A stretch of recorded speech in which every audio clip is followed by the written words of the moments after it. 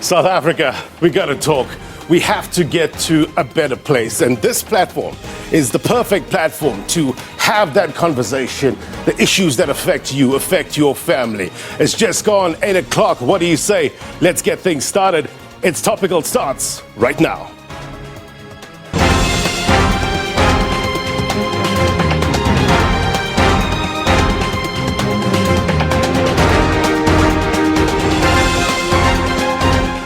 A very good evening to you, South Africa, those watching around the world. My name is Blaine Herman. Our sign language interpreter tonight is Augustine Letlalo.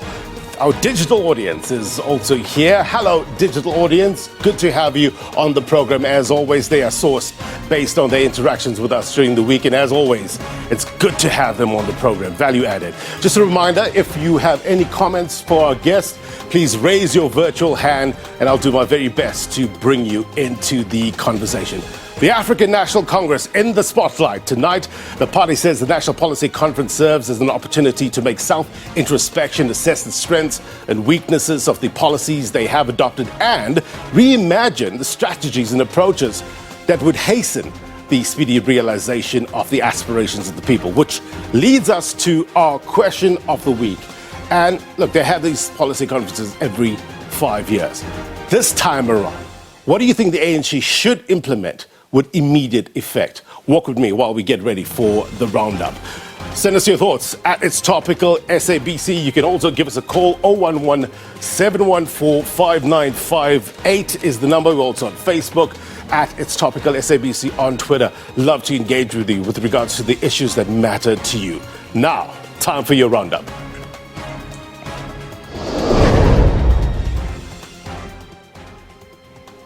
All right, before we get to the business of the day, let me give you a roundup of some of the topical stories of the week. Police Minister Bheki Cele has called on communities to give the survivors of gang rape in Krugersdorp privacy. The minister met with 6 of the 8 survivors' families today in Alexandra.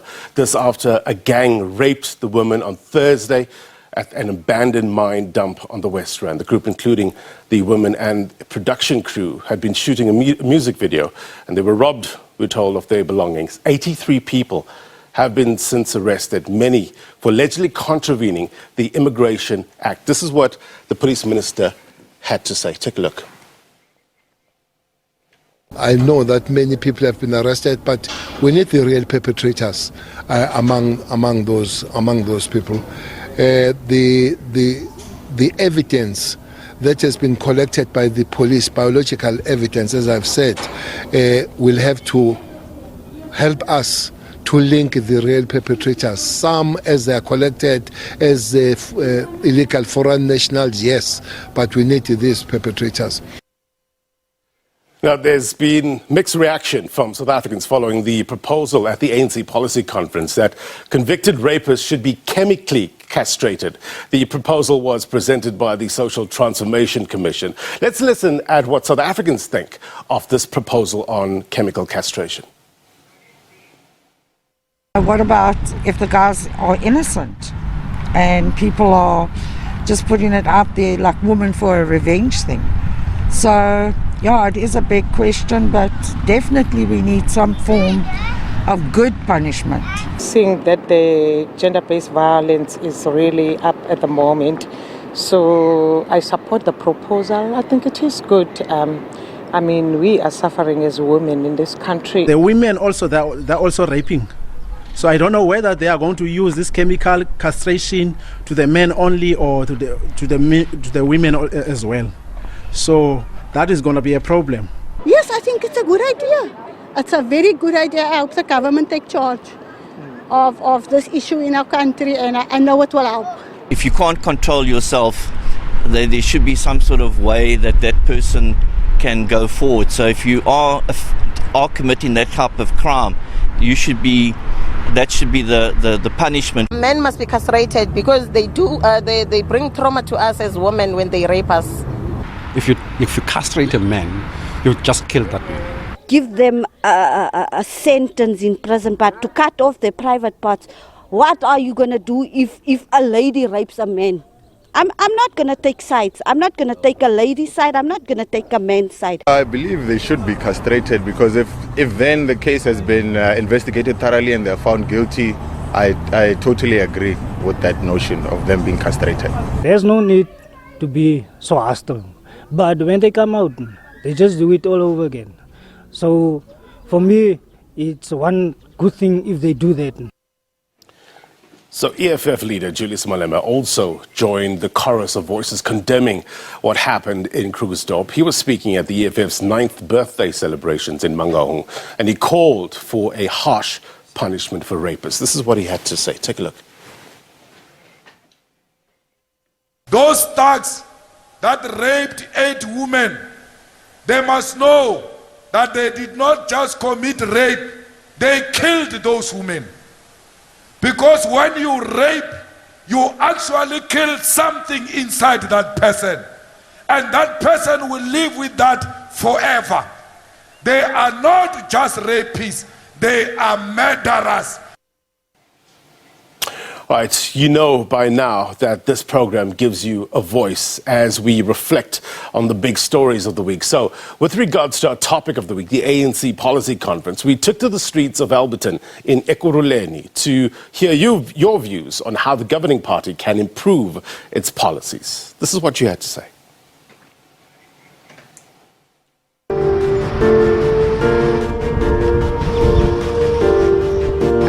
ANC isiphoxile isevisi ayikho emaphanga iSwedish sine 4 years yonke ayilungi iSwedish since ngibhalise 2001 indlu ayiphumi bathi ngisese ko-waiting list so ngicela ukuthi ugovernment azame ukubhekisisa ukuthi kwenzakalani ngabantu abalinda isikhathi eside. Plenty of us we finish school and there's no jobs for us and we have studies, we have qualifications and there's no job. People are crying out there, especially the youth, they don't have jobs and all that, and they've been promising us jobs. Helping them with social grants is not helping them. It's making them unstable because they're just dependent on that grant. We need to focus on empowering them. People need the 350 because others are not even working. They are helping those, that money is helping them with their families. Kani immigrants like batho ba bayata for now ke sebetsa crew abakupatali baketsa di slaves tsa bona in our own country.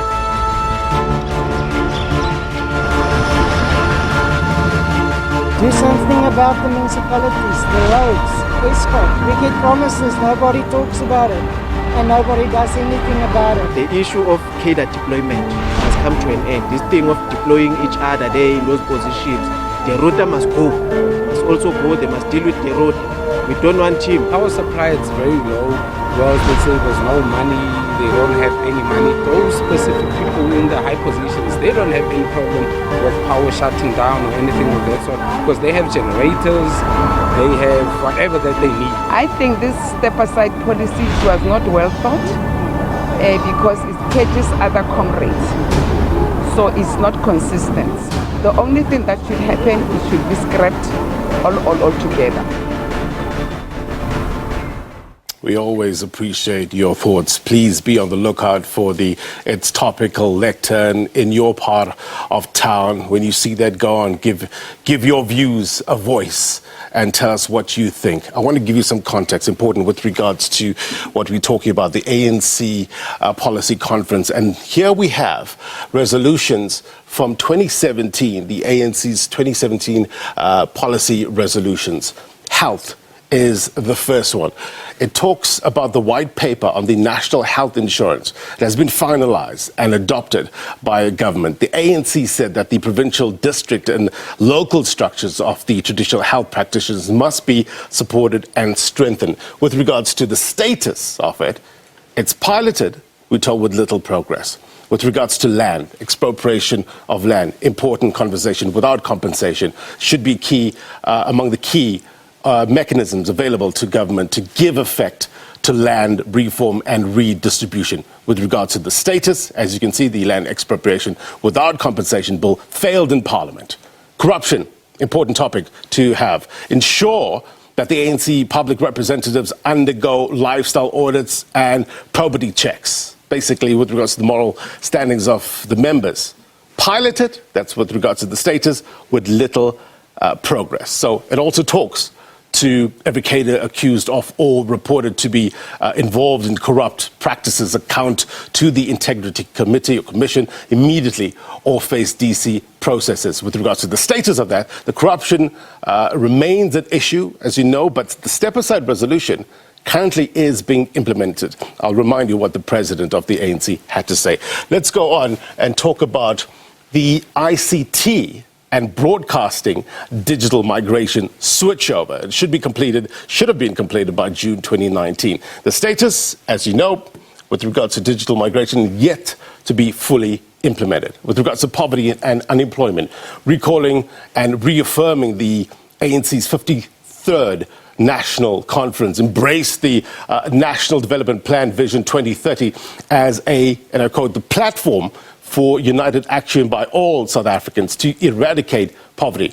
What are we talking about in terms of the status? Unemployment in South Africa is at its highest ever levels, with the latest quarterly labour force survey putting the overall unemployment rate nearly 35%. Big issue, migration. What are we talking about with regards to migration, immigration and xenophobia?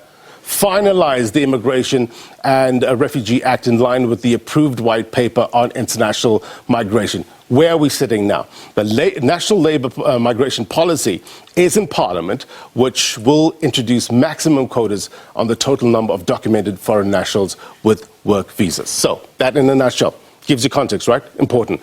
Helps us understand the state of play. What does this all mean for the citizens who are governed by this party? Let's discuss and bring in the better minds onto the program. As you know, we have our digital audience. We also have Clyde Ramalaine, who's a political analyst, as well as Chris Vondo, ANC Joburg Regional spokesperson, also executive committee member. Gentlemen, good to have you on the program. I just want to go back to what one of the the policy discussions was with regards to public safety. And Kumbutso Nchabeni was talking about the issue of how communities should play a role in making sure their own communities are safe. Digital audience, I just want to bring you in firstly into this conversation with regards to what they said. Look, we're dealing with this horrific crime. 8 women raped. Over 80 people have been arrested so far. So when a policy discussion comes up and says communities need to make sure that they are safe within their communities and play a bigger role, what's your take? You could put up your hands, or let's maybe start with Mbali Twala. What's your take when you hear that about communities playing this bigger role? I thank you so much for the opportunity. I just believe that right now in South Africa, with the high crime rate and with the government not doing anything substantial to help us as women and children as well. Yeah. Fasiha Hassan, you from the ANC Youth League, head of policy subcommittee.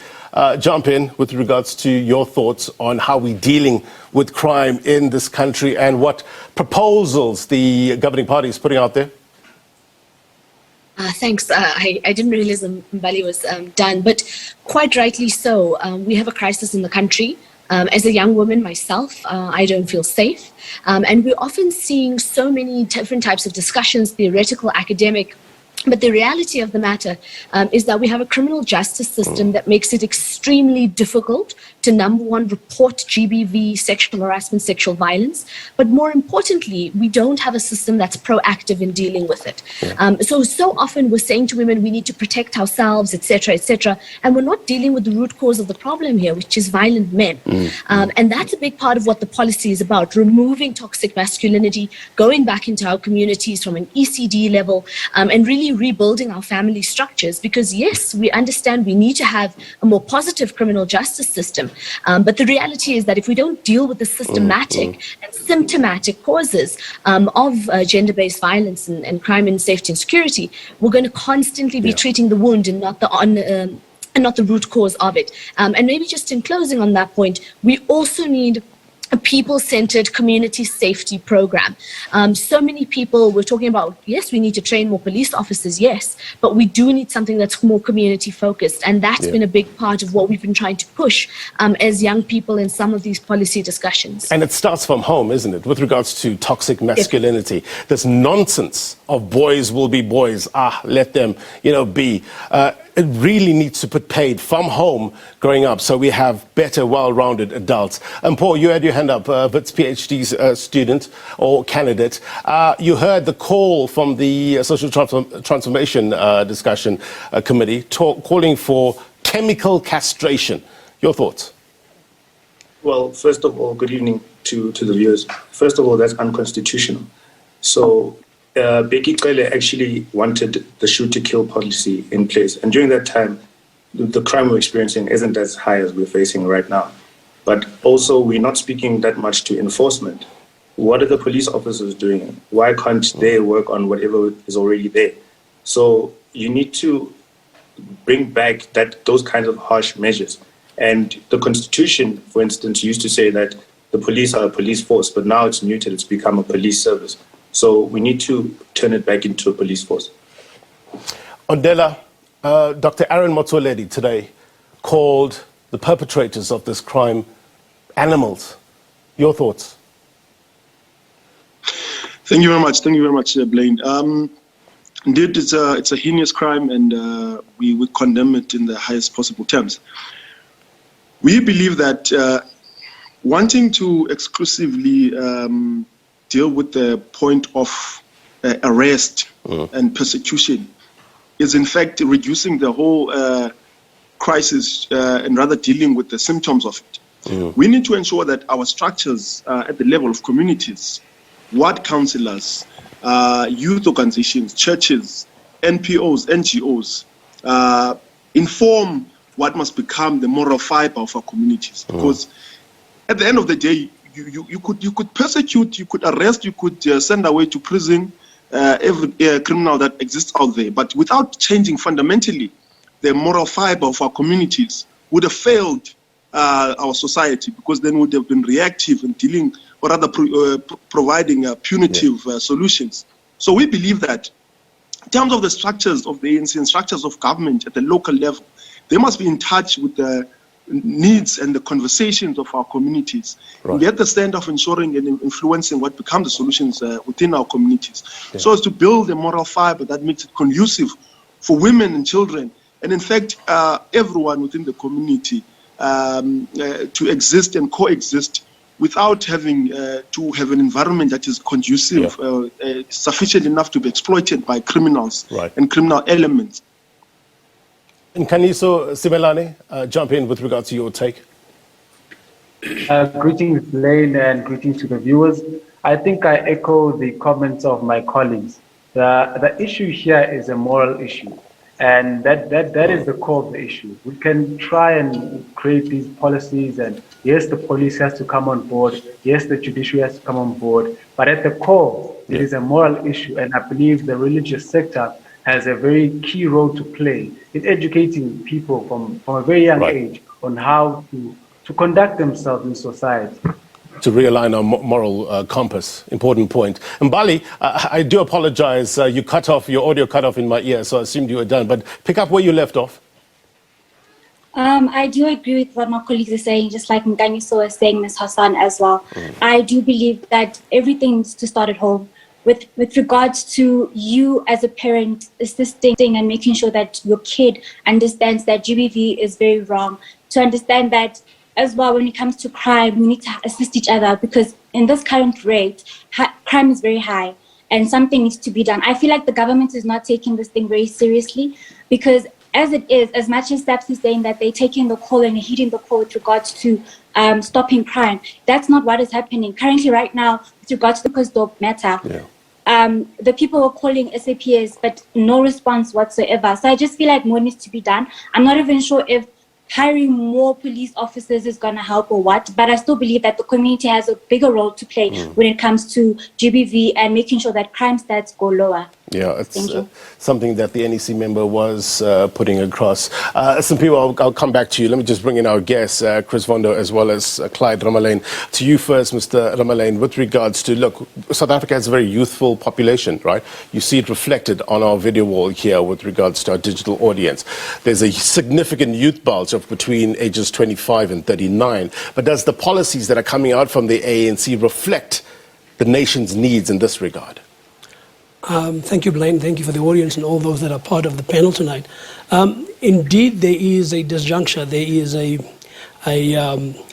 a sense, what we'll be saying that the ANC's policies are not really speaking to that particular young youth constituency. To give you an idea, in the ANC, people are considered at 45 years old as still youth.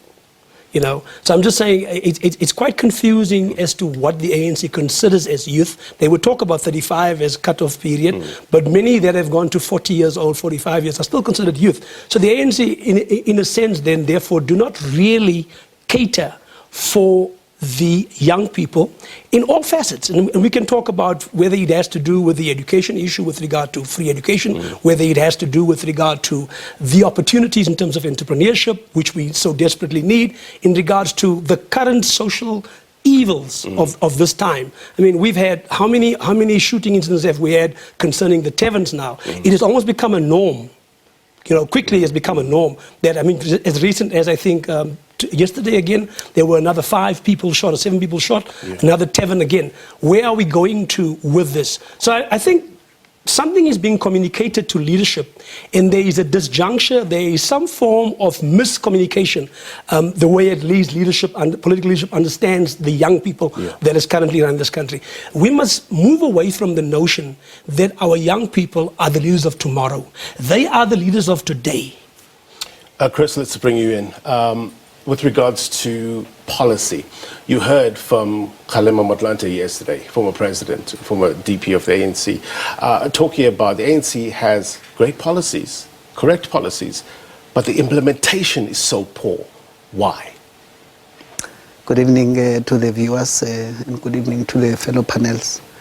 I think the policy conference was an opportunity for us to reflect on the journey that we've traversed over the past 5 years. Starting from the 2017 conference, which was a watershed conference because far-reaching decisions were taken in that conference that were reflecting how we intervene to the pressing challenges of unemployment, poverty, and inequality in this country.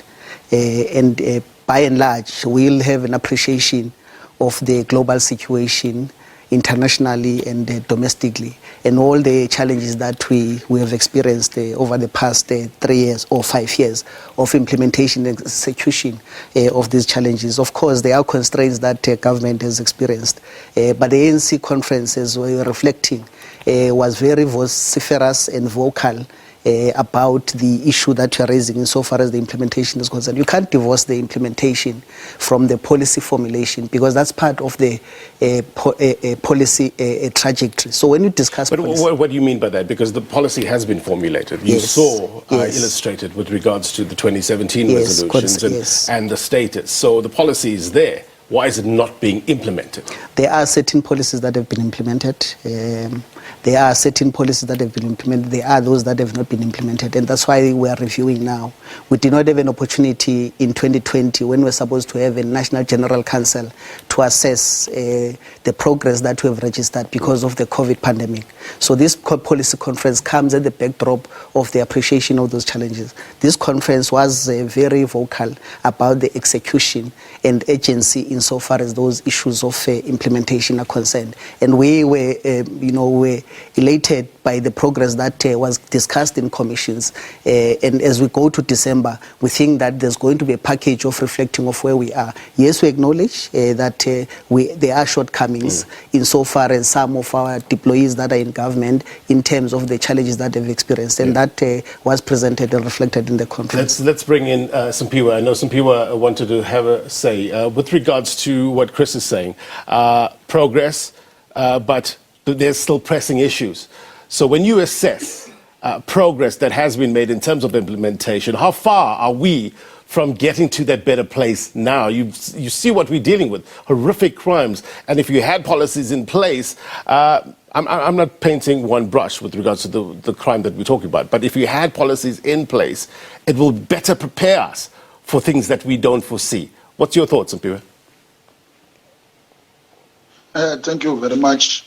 One, I'll first start by saying the African National Congress has got great policies to bring transformation to our society, but the problem remains the implementation. I can tell you that you can draw back even before 2017, there are policies that were introduced to the ANC by the delegates of the African National Congress, which were never implemented, which lead us to the crisis that we're in today. Number one, I can tell you, in terms of crime that is rising so much in South Africa, one, there's been questions about that have been raised in the previous policy conferences and what then needs to be done. But the problem is with implementation. You'll find that the people that are being deployed into government to then implement the policies that have been adopted by the ANC forget when they are now in positions of power to implement those policies. Today, you find that the rate of gender-based violence has increased so high to a point that you find that now there are then issues of the new policy or the idea that has been suggested of chemical castration, which then is not even allowed in the law because it is against the rule of law. Therefore, it cannot be implemented. But what is it that must then be done to those who are rapists in our society, to those who are abusing our sisters and young and our mothers there? Yes. It needs us to then go back to the drawing board and then check if the people whom we are deploying into governance are indeed drivers of change, or they are in it for themselves there. Right. So yeah, that is where I will stop for now. All right, Paul, pick it up from where some people left off with regards to your take. Just remember, a digital audience, if you want to have your say, please raise your hand so I'll get to you immediately. Paul, take it away. First of all, Clyde is absolutely correct. I feel like the ANC has no interest in young people. If they did, they'd have young leaders, young ministers. Right now, all of them are above retirement age, including our president. And I think if they really took the future of this country seriously, they'd start actually having at least deputy ministers who are young. But Vondo needs to be a bit more genuine about what's happening at Nasrec right now. What's happening, and I heard Tsidi Madia say this, is that they actually are there for the, how can I say this, for the battle of the soul of the ANC. So what's actually happening there is two factions that are coming together to see how they can actually emerge in the December conference. So that's not being said right now. And I think by always being inward looking, which is what the ANC does, and they've actually diagnosed this in their policy documents, they miss something which is extremely critical. And they bank on something that they think they have, which they don't really have, which is the patience of the voters. All right, Fasia, Nkaniso, Ndela, as well as Becky, we're going to have to take a quick break. I'm going to come back to get your thoughts. This is It's Topical. We're asking with regards to what sort of policies needs to be implemented now in order to sort out your bread and butter issues. You know the issues.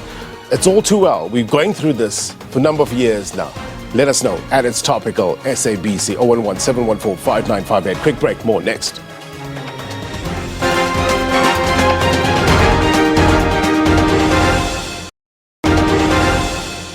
A very good evening to you once again, and a warm welcome to our SABC2 viewers. It's such a pleasure having you on board. My name is Blaine Herman. Our sign language interpreter tonight is Augustine Letlalo. This is It's Topical. It's a program where you have your say on the burning issues of the week, and we have a packed program for you tonight. As always, we have our central voice here. Our digital audience is with us. They are joining us from all corners of the world via Zoom with pertinent views on the issues at hand. We also have Clyde Ramalaine, a political analyst, as well as Chris Vondo, ANC Joburg Regional spokesperson, also executive committee member. To the question of the week, we're asking, with regard to the African National Congress, held its policy conference this weekend. They are the current governing party. So we're asking you, What policies do you think the ANC should implement with immediate effect? Please engage us. You can tweet us at It's Topical SABC. We'll also take a look at some of your comments during the course of today's program. 011-714-5958. WhatsApp 078-459-1819. Back to the conversation. Clyde, you wanted to jump in with regards to the policies that talk to the youth and how relevant it is in this day and age. No, I wanted to talk about the subject of this notion of good policies. Yeah. I'm not sure if we can refer to these policies as good policies, because how do you measure them if they were never implemented? So maybe we should get rid of the idea that these are good policies. These policies have not been functional. They haven't been tested yet. So how do we derive its meaning of good from? That's the first point I'd like to make. The second point is that there is, of course, reluctance within the ANC to include young people. And I know they're going to point to a number of deputy ministers that they've appointed that is in a certain category. The reality is those that they have appointed are already old. That's the reality. So I'm saying, if we look at where the world is, with 60% of the world, if not more, making up young people, it means our future, or even our present, should be determined and defined by the people that constitute the majority. And the leading party in society is absent. The ANC finds joy in telling us, the TG tells us today, that there were no incidents at the conference.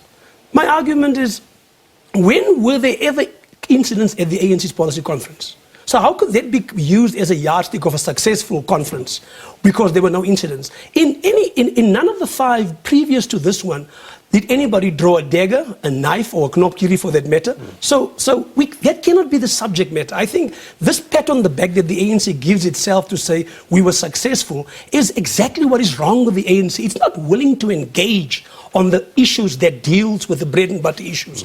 They haven't fixed with this policy conference in preparation for December, the issue of energy, the energy crisis. They haven't dealt with food security.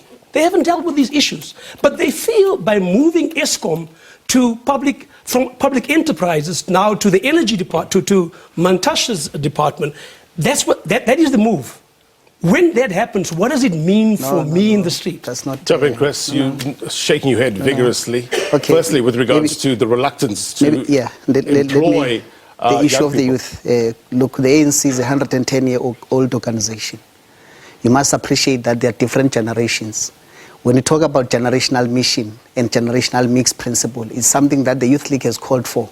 You can trace that. The original genesis of the agenda of the youth infusion in the African National Congress has been appreciated over a period of long time. In 1944, a generation in this country of fearless freedom fighters who defined their mission as a political freedom in their lifetime, of President Mandela, O.R. Tambo, Sisulu, A.P. Mdamxolisi Majombos, including President Lembede, made a clarion call, and they were able to change the spectrum of the organization, which was redundant, which was inactive. They were able to change and present a program of action in this country. In 1949 conference, they even went to that conference and removed a president called Dr. A.P. Xuma, and they were able to infuse a Secretary General called Comrade Walter Sisulu, the late Comrade Walter Sisulu, and got 8 young people in that conference.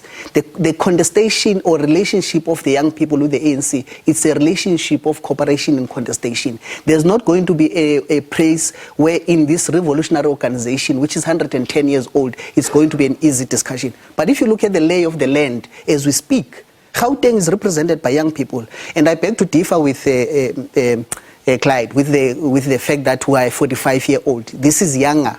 We are talking about a generation of 14 to 35 years. That's a definition of a young person in this country. Act 19 in this country of 1996 was able to develop what is called a National Youth Commission in this country. And the commission was not about a ministry of one person. The commission's intention was to ensure that there's mainstreaming of youth development in this country across departments, across government levels, including provinces. And that has changed at this point in time. If you look at the organization in Gauteng, young people have taken the leads of leadership. Many of the 70%, in fact 80% of the leadership of Gauteng Provincial Executive Committee recently elected are young people. Look at Eastern Cape, look at KZN. These are young people that are coming out of... so if you are saying the young people have not... Young people have demanded their space in the table of governance, in the place of building this country. And I'm saying... It's not. It cannot be correct that ANC has no appreciation. Of course, there are challenges about the issues of infusion at different levels in terms of governance, and this is what has been raised by the ANC. Let's test that and bring in Fasia Hassan. You heard the ANC president earlier on saying that the ANC is alive. The question I have is: the ANC alive and kicking in order to implement the policies that they are putting forward? You heard the former president, Kgalema Motlanthe, saying the ANC is at its weakest. So if that is the case, how do you expect a party to implement policies that will affect change in South Africa? Ms. Hassan? Thanks. Look, this issue of youth representation and young people in the ANC, and I'll also speak as a young person under the age of 35. The first thing is that this particular policy conference actually was a very big success for us as young people. There were many policy positions that we had put forward and that we've actually won. Are we in a place where we've got everything that we want? Not at all. In fact, one of the clarion calls that are coming from the Youth League is that 40% of any elected structure of the ANC must include young people under the age of 35. In addition to that, we fought and won that 50-50% of those particular structures should be women-led as well. And that includes in the top 5 of those organizations. So I think and that's for me just to address about whether this was a successful conference or not. I know it must be difficult for some people because we weren't necessarily all privy to the closed discussions and those commissions. And we really, really have pushed and come up with extremely interesting and important and implementable, very important economic policy that we're actually going to be releasing a paper about. So I want us to start there. But very importantly, is the ANC allergic to young people? No. There are an incredible amount of young people who are in the ANC. But is it a space where we are contesting to be in leadership? Yes. There's nobody who's going to hand us the leadership baton just as it would be. But the reality is that we're contesting in those spaces. We're opening up ourselves to those spaces, but we're not where we need to be. And the fact that we are pushing for these quotas and the fact that they're being accepted in a policy conference is evident of the fact that we need to change. And it's also evident of the fact that the ANC is at a watershed moment, right? We're at a moment of evolution. And if we don't put young people into our different structures, we're going to be doomed to fail. But I think there is an appreciation of that. And I also want to agree with Comrade Chris around some of the issues in Gauteng. I myself, as a member of the Gauteng Provincial Legislature, under the age of 35, the youngest across all political parties, has just been appointed the chairperson of the Portfolio Committee of Economic Development. So young people are at the helm. The fact of the matter, though, is that it's not enough, and we need to make it structural. So we don't want it just to be a FCI. We want it to be a rules-based process where more and more young people enter. All right, we're fast running out of time. We need to take a quick break. But let me bring in Kama Bona. Do you agree that the ANC is at a crossroads? And if that's so, what does it mean? Thank you. Evening to the viewers. Yes, I do agree the ANC is at a crossroads. But with regards to the youth not being given an opportunity, I do think that's inaccurate. There are many instances, as the gentleman in the studio quoted, especially among the legislatures, which does not get as much credit as, say, people in national government. But many young people are flocking the ranks of the provincial and in councils as well. And just another issue I'd like to bring in is the issue of the SOEs. I think it would be remiss of me to not mention the importance of recapitalizing SOEs rather than the clamor among other people in the ANC who are calling for, even though they're not saying it explicitly, but for privatization. I do believe that that would be a very dangerous thing to do. And many people within the ANC are opposed to that view. And as such, I think it's very important to acknowledge the fact that SOEs like ESCOM, SAA, they should be recapitalized instead of being sold to people we don't even know. All right, Kama, Thank you very much indeed for your thoughts, Becky, Shandu, Lindokuhle Kulu, as well as Tumelo Makwena and Mbali. We'll come back to you. We need to take a quick break. We're talking about how do we get to a better place, but using a reference point of the ANC's policy conference. You heard the policy conferences, or the discussions rather, that are being put forward. What do you make of it? What needs to be implemented now in order to get us to that better place? Quick break. More news next.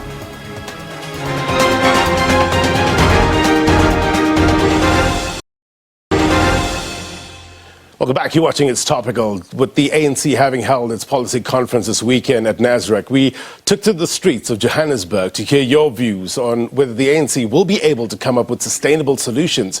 And this is what you had to say. Take a look.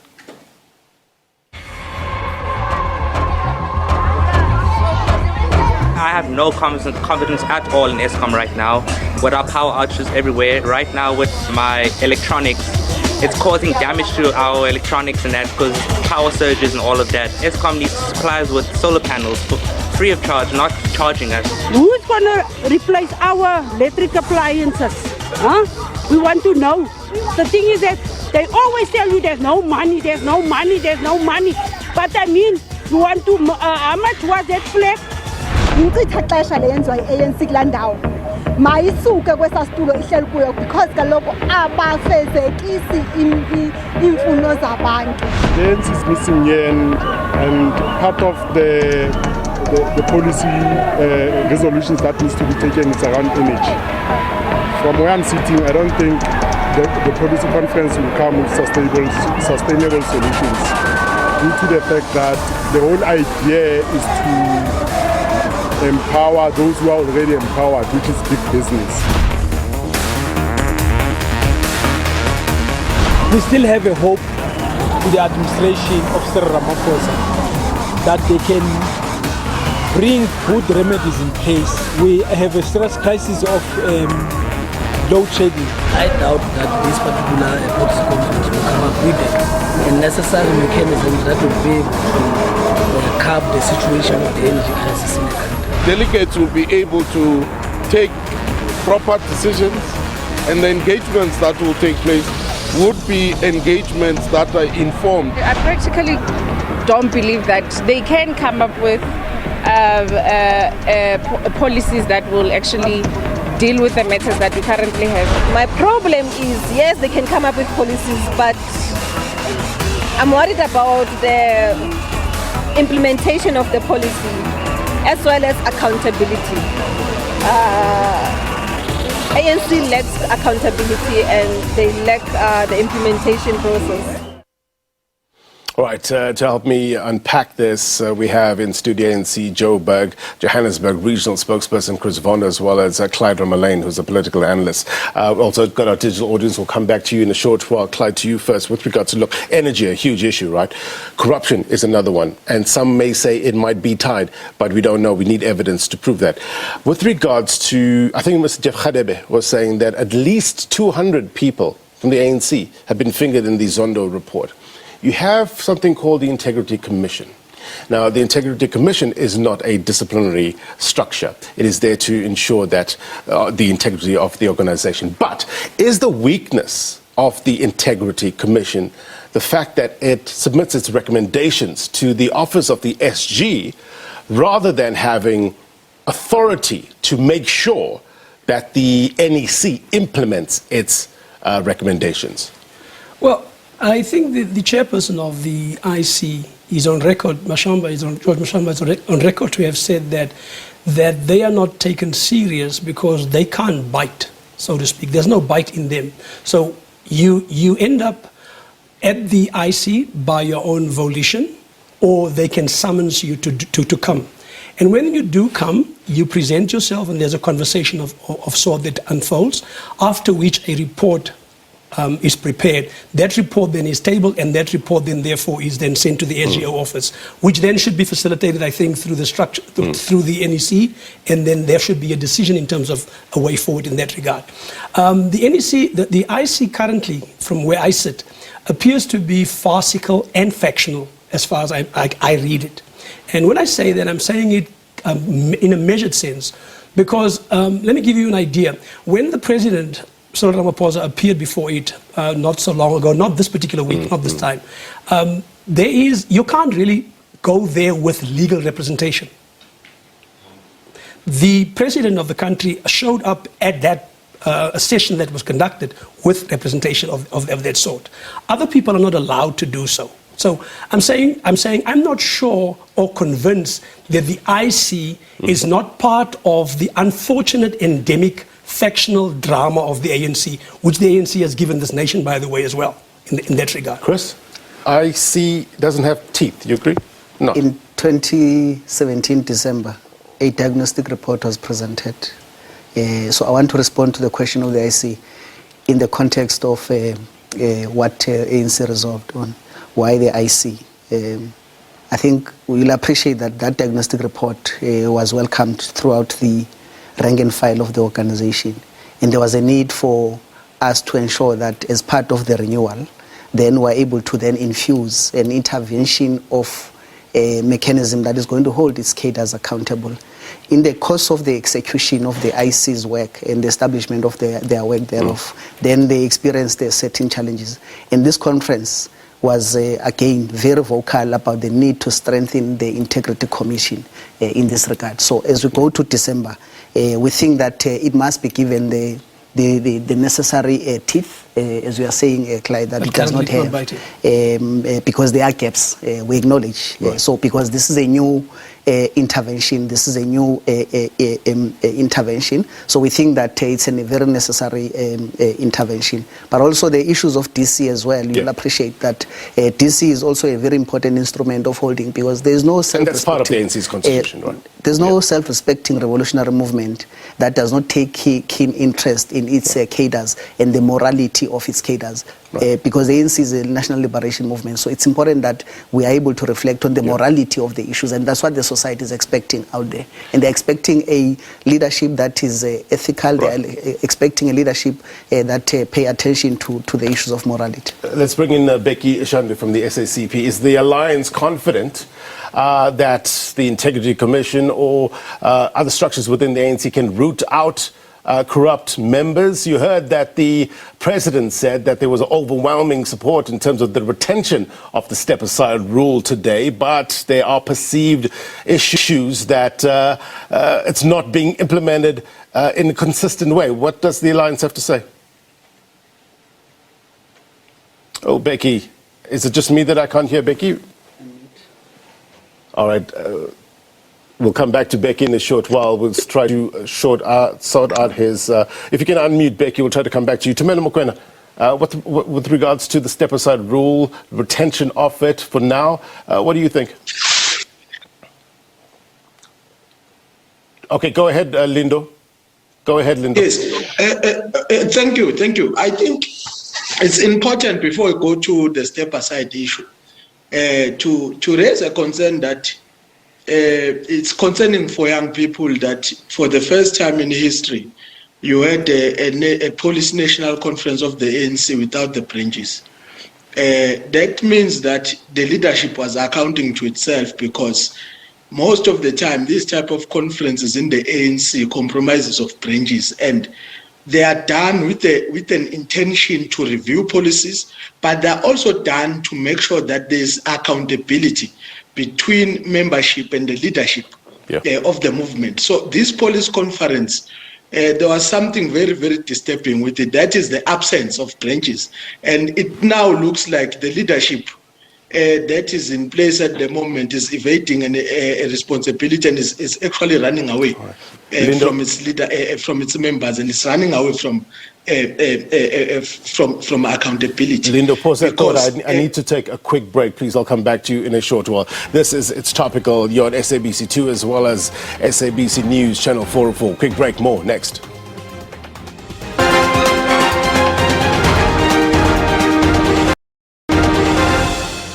Welcome back. You're watching It's Topical. We're wrapping up the ANC's policy conference and how it talks to the ordinary citizen. Let's bring in our digital audience here. We cut off Lindo Kutle. Your final thoughts. Just wrap up your thought. Yes. So now I'm saying that then the absence of the bridges did not give us a clear understanding of where we are in terms of policies that were adopted in Nazareth, that there is a general feeling that majority of them were not implemented. But wouldn't you see the branches more at the national conference at the end of the year rather than at the policy conference? Look, there is a tradition in the ANC. There's how things are done in the ANC. And what worries us is a breaking away from that tradition that seems to evade accountability, that seem to run away from answering difficult questions. But to go to the step-aside issue, there is a general feeling that when it was adopted, it aimed to deal with the image and the integrity of the organization. But now it looks like it now limits the right of members. The ANC allows its members a right to elect and to be elected. Now, the issue that has been dealt with and what some of the branches, like branches where I come from in KZN, have been raising, is that you have a situation where it's being applied in consistency and is taking away the right of members to elect and to be elected. All right. Instead of dealing with Lindo. the image and the integrity of the organization. But those are not the only issues. You also have serious Lindo, we're running fast out of time. I have to bring in Tumelo Mokoena here. But I get your point with regards to what you were saying about the inconsistency. Tumelo, please unmute and have your say with regards to, well, if you want to add to what Lindo was saying. Thank you very much. Apologies for earlier on. I had a problem with my frequency. Yeah, look, the step-aside rule, it's a good rule, basically, to make sure that the integrity of the organization is restored and that activists of the ANC, they participate within the confinements of the organization. Yeah. Because if you work against the prescript of the ANC, then there must be accountability. We can't allow corrupt officials. We can't allow corrupt members who are doing money laundering, fraud, and all those things. However, the step-aside rule, when it was firstly implemented, there were a lot of loopholes that were there. Right. And I agree with Lindo. A lot of comrades were falsely accused, and the step-aside rule applied. I hear you, and we have to end up with you there with regards to, but we get your point. We need to get final thoughts with regards to, pick up with you, Chris. The Unity Project. I know people say it's a marathon. It's not a race, but many citizens are saying they're tired of running. They need stability now. Your final thoughts?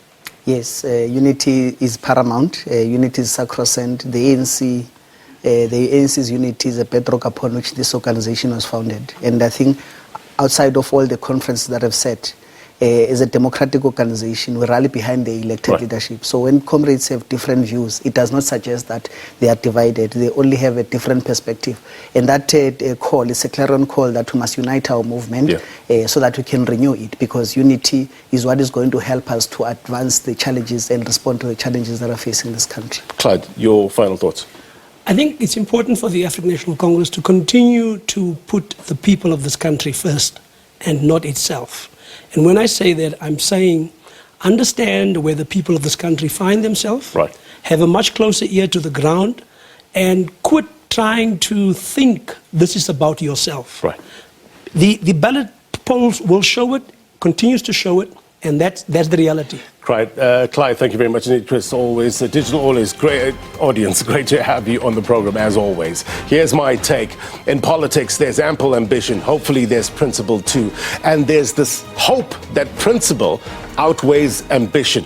Principle that needs to find its way into policies and strategies that needs to be implemented with the will and the determination that puts the people's needs first. Otherwise, what's the point? Sometimes there's not enough time to process or explain what life throws at us. Sometimes there's only time to deal with it. But if sound policies are implemented with pace and good intention, this will give us a fighting chance when pandemics, when high fuel prices, when unemployment strikes at the heart of this nation. It is time to, as a nation, get onto our feet fast. The news continues. Stand by for The Globe. Until next week, take care. Bye-bye.